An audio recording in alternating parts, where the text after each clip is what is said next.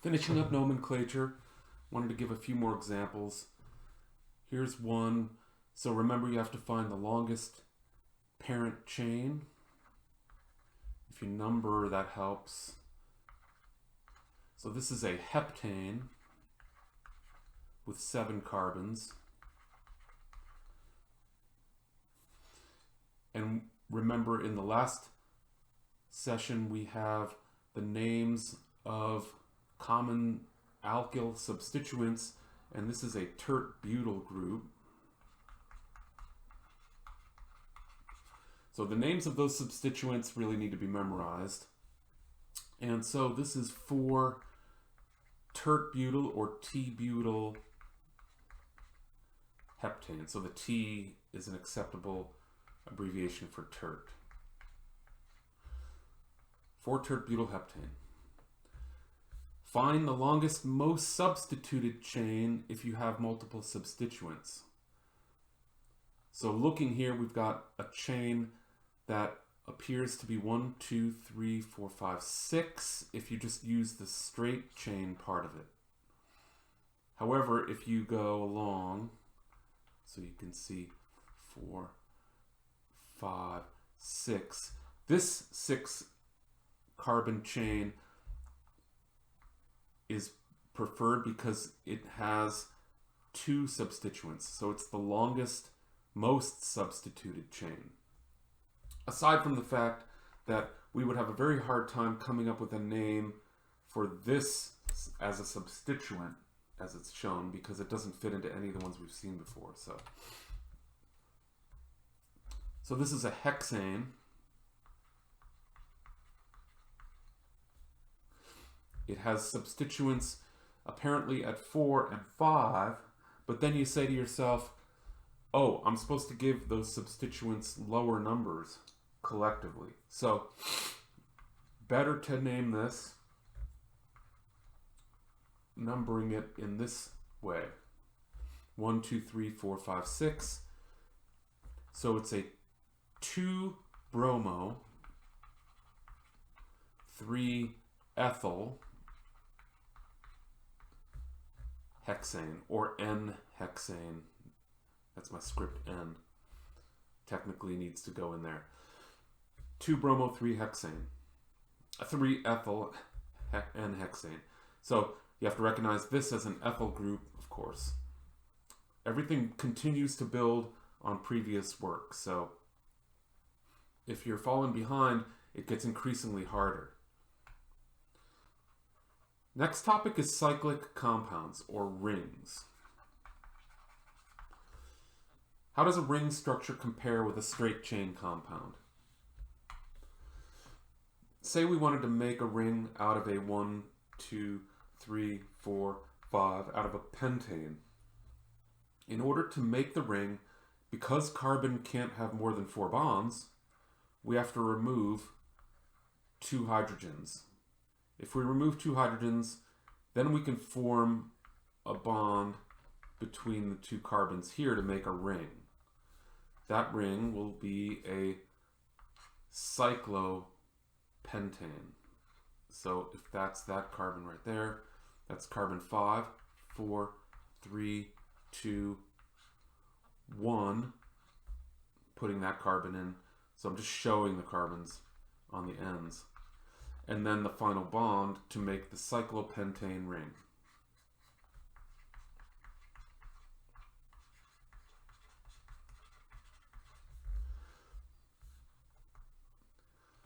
There's a term for what happens in this case. The removal of 2 hydrogens, like you saw here and here, leads to the molecule having what we call one unsaturation. A ring is an unsaturation. We call it an unsaturation. So if you talk, so the way you would use it in a sentence is, how many unsaturations does that molecule have? And if it's cyclopentane, you would say 1. There's another version of unsaturations, actually more common, in fact.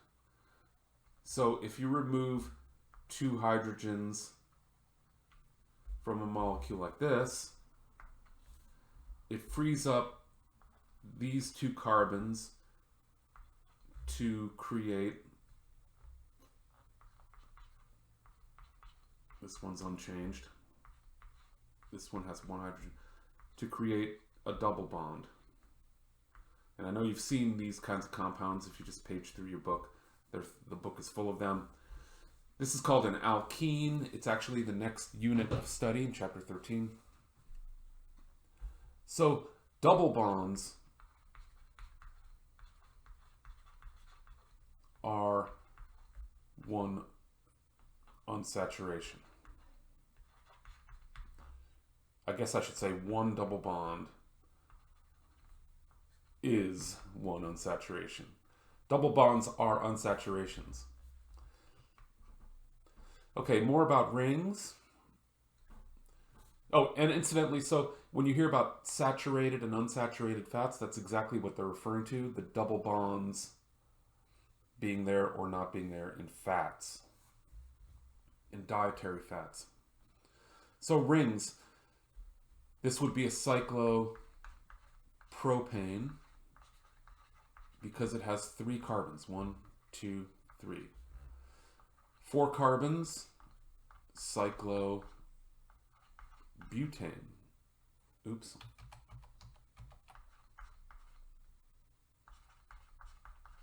So you just put the word cyclo in front. Cyclopentane we've seen. Cyclohexane. Cycloheptane. Etc. So if you build the models of these, you'll see that these have flexible conformations. Remember the word conformation. Not detaching, switching bonds around, but just flexing, twisting, spinning, all that kind of stuff. And I urge you strongly to build models of these to see that. So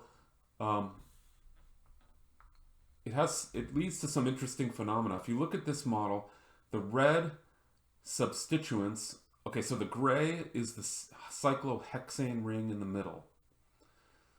The red at the beginning were substituents pointed out to the sides, and the blue were substituents pointing more straight up and down. See that at the beginning? All the blues are straight up and down, and the reds are all pointing outward toward the equator, if you think of it that way. By flexing the bonds of the cyclohexane ring, the gray atoms, all of the reds and blues interchange. So depending on what's attached in those positions, the reds and the blues, the molecule will flex and do this sort of ring flipping until it reaches its lowest energy state. It's actually a pretty important concept in organic chemistry. The fact that conformations, molecules that are flexible, that can spin, twist, rotate, so forth, will settle into the lowest energy state. In doing so, the positions of the things attached to the ring, as you see here, can all switch around. But they're only moving in space. The bonds are not detaching. Groups are not changing what they're attached to. On the example on the right is cyclohexane, as we see it often drawn in 2 dimensions, basically. And let's say we have a CH3 group pointing up toward us and an OH group pointing away from us. Remember, I've introduced this way of drawing 3-dimensionality. The bottom is more like what you would see if you built a model of this.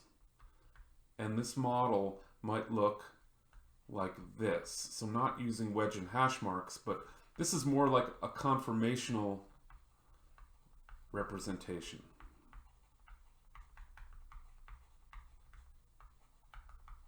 We'll call it a diagram.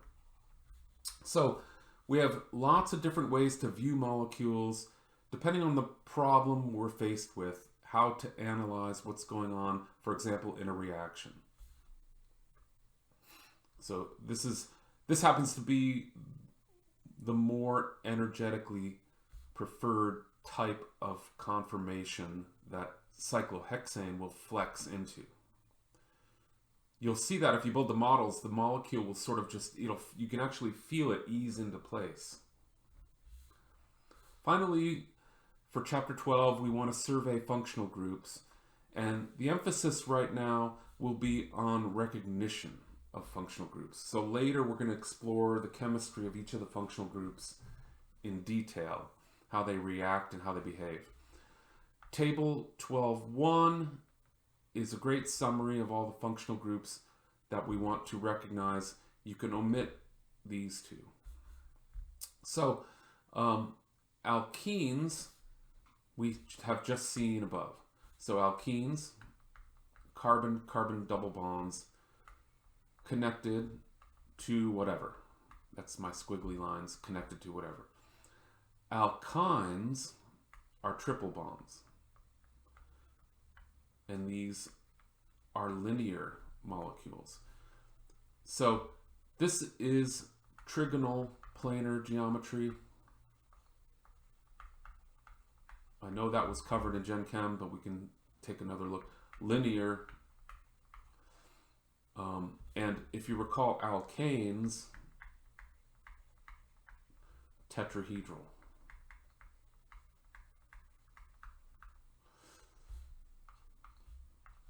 So these are the geometries of the molecules. So, but importantly, we want to recognize double bonds and triple bonds as alkenes and alkyne compounds. Aromatics are kind of a special case of alkenes. So an aromatic benzene ring, this compound is called benzene, has multiple double bonds like this in a ring shape. You want to be able to recognize that benzene type ring as an aromatic ring. Alkyl halides, well, basically anything with a carbon that has a halogen or halide on it. So fluorine, chlorine, bromine, iodine, X equals. So alkyl halides are functional groups. They behave in very particular ways. Now I lump these into categories that maybe will make them a little easier to remember. So alcohols, ethers, amines, and thiols, and you do need to know how to spell these. Okay, so all have single bonded oxygen, nitrogen, or sulfur in them. So I'm grouping them together. An alcohol, for example, has this look. So there's a carbon there, of course. So this is an alcohol. I'm going to talk a little bit more about those later. Ethers are oxygen connected to two other carbons. So that's an ether. And an amine is nitrogen connected to a carbon, which in turn is connected to whatever else. Amines need the nitrogen to have 3 bonds and a lone pair. So that's an amine. The 3 bonds actually can be all carbon. So this would equally be an amine with a lone pair there. Or it could be 2 carbons and a hydrogen. Thiols are the sulfur version of alcohols. That's how I remember it. And so they have the alls ending.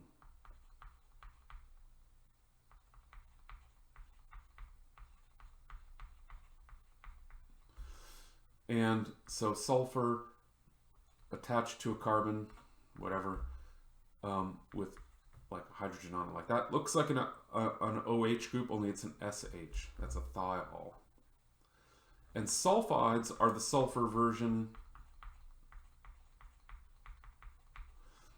of ethers. So this is why I put these all together in this group.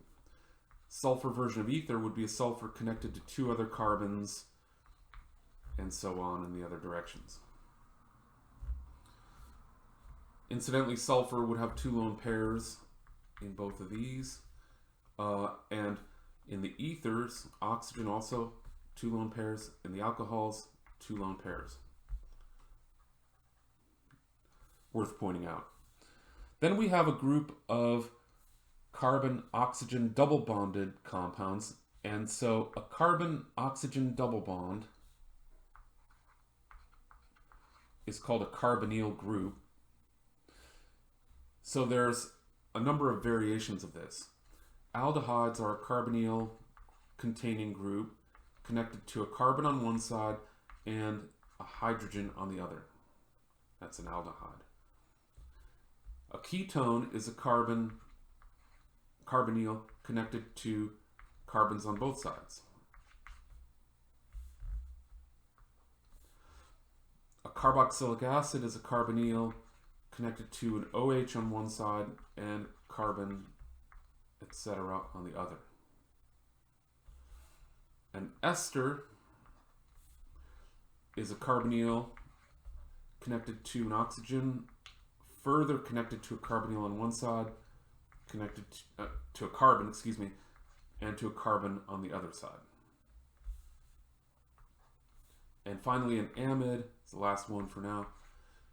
Carbonyl group connected to a nitrogen, connected to a well, not necessarily connected to a carbon, connected to a carbon on this side. This nitrogen could be connected to C or H with its other 2 bonds. Could be both hydrogens, so this would be an amide, NH2. But really more commonly, amides would look like this. Nitrogen with 1 hydrogen on it and a carbon group most likely on the other side. So we want to be able to just simply recognize all these groups. There's one final note on alcohols. And we're going a little long here, but that's okay. So final note on alcohols. An alcohol connected to a carbon like this, that's connected to one other carbon, is a primary alcohol. And it looks like a 1 degree. And then an alcohol connected to a carbon that has 2 carbons attached to it. And so maybe 1 hydrogen there. Not maybe. That's a secondary alcohol.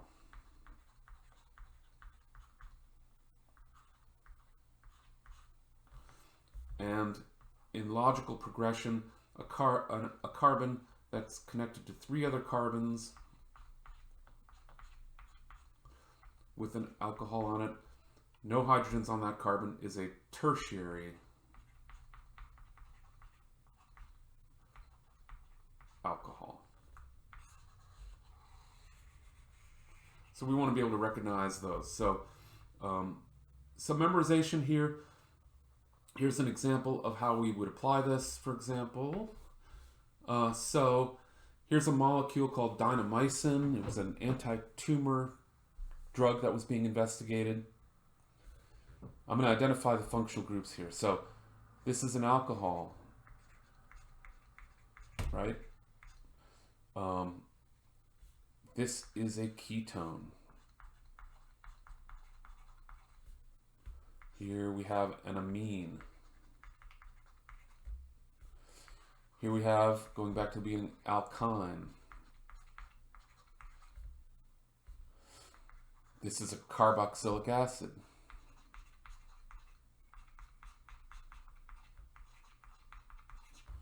And this is an ether. So look, it's an oxygen with 2 carbons on either side, an ether. Ether and ester sound the same, but they look totally different. So final note, functional groups are identified as exact units. So if you have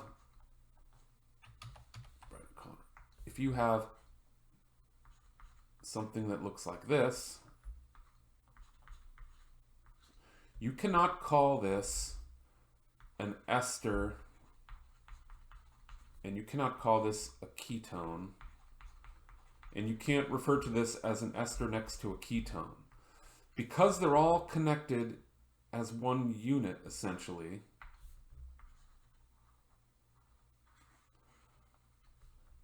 this is called an anhydride, which was one of the ones I told you to ignore for now. But it makes for a good example. You can't pick these apart and say ketone, ketone ether, or ester ketone, or anything like that. So these functional groups exist as discrete entities and are recognized that way. So, you know, among the more common errors are like someone calling this an amine and this a ketone. That's not the case. This is an amide. Okay, so recognition of functional groups. And that's the last video for this unit. So a little bit longer, but that's the last one.